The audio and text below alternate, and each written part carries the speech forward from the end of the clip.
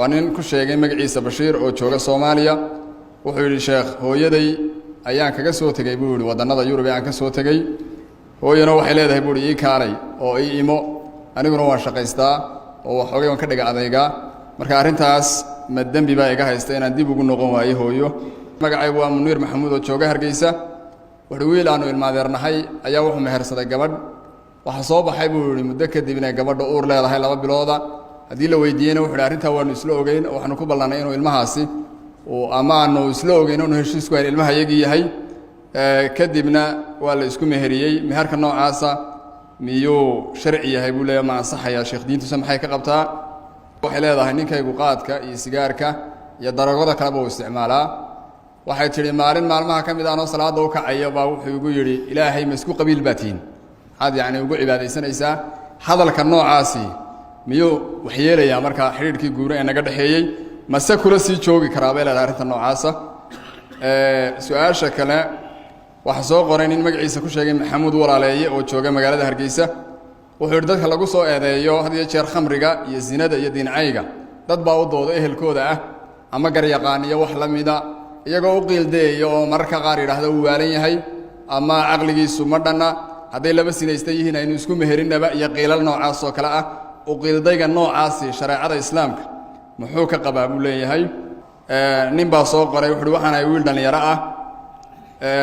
culimadu waxay had iyo jeer nagu dhiiri galiyaan buu yiri waan magaciisa Axmed ku sheego Hargeysa joogo culimadu waxay nagu dhiiri galiyaan buu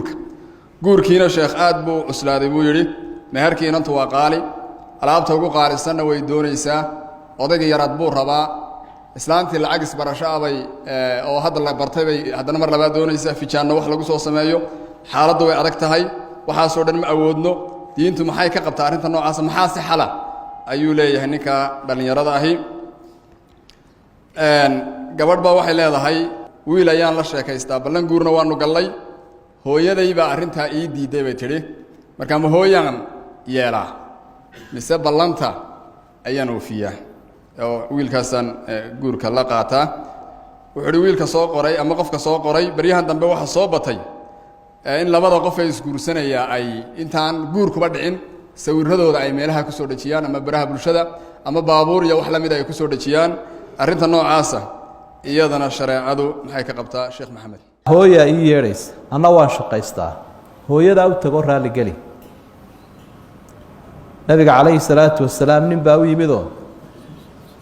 wuxuu waxaan kuugu imi inaan waan ku imid buu anigoo labadeedii waalid ka imi iyaga oo ooyaya marka rasuulku wuxuu sallallahu alayhi wasallam orad ku noqo sidaad uga oohisay uga qosli marka halka joogto ka shaqayso iyada raali gali ilaa inta ku fasaxayso shaqada waxa marka ka horeynaya idanka waalidka xataa jihaadkii markaan mutacayin ahayn ama aanu qofka si gaar ah ugu waajibin waxa la yiri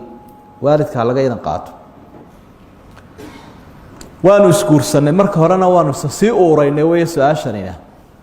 uurka isaga ahay waa waasino ayuu ka yimi waladkaana garac baa loo yaqaanaa marka hooyadii buu raacayaa kan isaga ee ka dhalay gabadha marka dambe haba guursada ma raacayo caruurtiisana kama mid aha hooyadii buu ku abtirsanaya waa walad mar haddaanu meher ku dhalanin meherka horeysiis bay yiraahdaan Soomaalidu caruurtooda ay ku daraan waa se dembi waa gaf weeye waa ilma aanu dhalin oo wato marka arrintan aad looga waantoobo waa wax bulshadani ku ibtilaysan tahay ceebahooda ka mid ninka yiri ilaahay ma isku qabiil baatin ilaahay un baad u doodaysa afadiisa ku yiri ilaahay un baad leedahay caabuda ilaahay ma isku qolaatin waa istihzaa billah ilaahay buu ku dheelleelay qofka ilaahay ku dheelleelaana waa gaal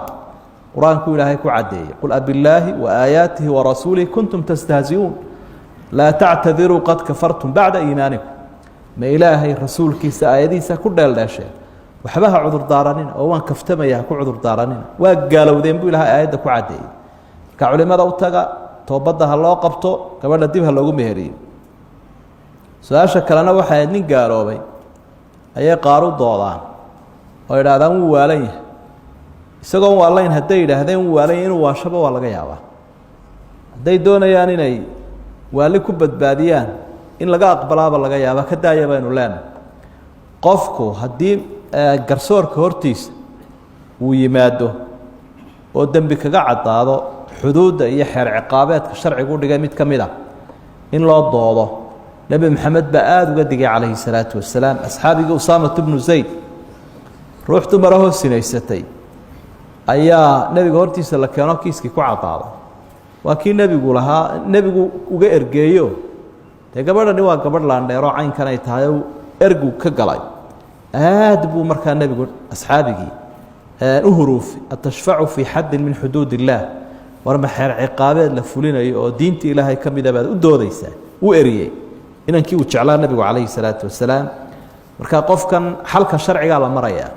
towbaddaa loo qabanayaa dib idaan ugu noqon baa lagu waaninayaa laakiin laga geli maayo dhinacaa in la qariyo ceebtiisa su-aashan inanku ina soo weydiiyaa guurkiibaa qaali noqdee maxaa la yeelayaa dee horta midi bulshada u taallaayo marka dee aayaheenna laga fikirayo waa in guurka la dabciyaa dhallinyarada loo fududeeyaa isagana waxaynu leenahay dadka ilaahay wuu kala duwan yahay dee kuwa iyagu waxaa fatooshtaa faraha badan iyo filinjarkaa badan iyo fujiskaa badan raadsanaya dee iskaga tagoo qaar miyir qabaad helaysaaye haddaad doonto dee miyigaba ka soo guurso waxaa laga yaabaa halkii $10,000 uu ku kalifayay inaanu kun gaadhinba waxaagu marka qof dadku way kala duwan yihiin dee qolana tallaabo dheer bay qaadaa qola mid dhexe qola mid miyir qabta marka adiga laftigaagu dee tallaabada ha dheeraynine dadku waa kala noocyadu xataa waddanka gobolladaa kala duwan dadkaa kala duwan deegaankaa kala duwan marka dadaad la jaan qaadi karta raadso way ku sahlanaan doontaa insha allah su-aasha u dambaysa waxay ahayd dad aan isqabin oo weli ismehersanin oo iyagoo weli ismehersanin laakiin doonaya inay ismehersadaan intay sawirro wada galaan sawirradii facebooka soo dhigaya oo meelahan xafladii keenaya oo ninkiiyo naagtiiba ishaystaanba wayba isqadimeenba horey u qadimayin waa qaar hore usoo fadhiya mushkiladdii waxaa dhacday xishood darradii waxay keentay dhallinyaradii rag iyo dumarba inay hore usoo fadhiyaanba waxaad arkaysaa iyagii oo isku dhegan iyagii oo isdhunkanaya iyagii oo isjiidanaya iyagii oo isxambaarsan oo hadda aan isba qabin oo weli isu mehersanayn marka waa dembi macaasiday ka mid tahay laba qof oo kale ajnabi ah sharcigu wuxuu ogoliyay markay isguursanayaan inay marka hore is eegaan wada hadlaan intay danahooda ka wada hadlayaan ay danahooda dhammaysanayaan isku qanciyaan baa loo ogol yahay xaaraantii ila xaaraan bahay laba ajnabi inay kala wada sheekaystaan ama is eegaan xaaraan bahay marka waxa loo xalaaleeyay aayahoodan ay ka tashanayaan iyo is aragooda intay isku qancayaan intaas u baxlaalahay laakiin waxaan kala dhamo xaaraan marka dhalinyaradu hay iska daayeen ilaahayna ha ka cabsadeen gaarigan sawirka lagu soo dhajin waxaad arkaysaa marka qaarkood inanta sawirkeeda oo aad u weyn baa gaari lagu soo dhajinaya maxay ninka noocaas nin hinaasalaba maha ninkaas raganimadii baa ka luntayba warkaalada taydan ila daawada ila wadaaga weeyade saasay ka dhiganta haddaad ajaanibta tidhaahdo ila daawada waxaaskayga ila wadaaga marka dabiirka wanaagsan iyo diintaba aynu ilaalino iyo akhlaaqda fiican ilaahayna ha laga cabsado allahu subxaanahu wa tacaala aclam sheekh maxamed inantaa tidhi hooyaday baan amarkeeda qaataa mise ballantan oofiya marka kol haddaanay weli isguursanin oo aanay weli isqabin waxaad ku dadaalaysaa inankan isaga ah iyo hooye inaad isfahamsiiso haddii jacayl hooye iyo jacayl ninku hayo bal labada jacayl iswaafaji waa haddaad aaminsantahay inuu kuu qalmo wey inanku diin ahaan iyo akhlaaq ahaan oo kufkaagii uu yahay hooye ku qanci haddii aad ku qancin kari weydana kol haddaydaan ismehersanin inaad iska daysaa kuu fiican daacada waalidku wax weyn weeye waa laga yaabaa inkaarta gantaalka inkaarta kaa dabageyso in isagaba isku qarxdaan oo soo kala boodaan taladeennu waa taa weeye xagga sharcigana tadallum wax la idhaahdaa jiro waalidku hadduu diido inuu qof kuf-a kuu guuriyo qaadigaa la tagaayo waa la ashkatoodaa qaadigaa sidaa isugu kiin meheriya laakiin waynu dareemi karaynaa dee arrinku inuu sii adkaanayo haddii hooye iyo waalidkii la ashkateeyo inay iyaduna dee buuqii sii badanayo marka isfahamtiistaa ku day inaad isfahamsiiso hadduu fahamkaasi suuroobi waayana hooye raaligeli wallahu aclam ilaahay subxaana wa tacaala sheekha ka abaaliya miisaanka xasanaadka ha u saaro innagana ha nagu anfaco wajazaakum allahu khayr wsala allahuma calaa sayidina muxamedin wacalaa aalihi wasaxbihi ajmaciin السلام عليكم ورحمة الله وبركاته.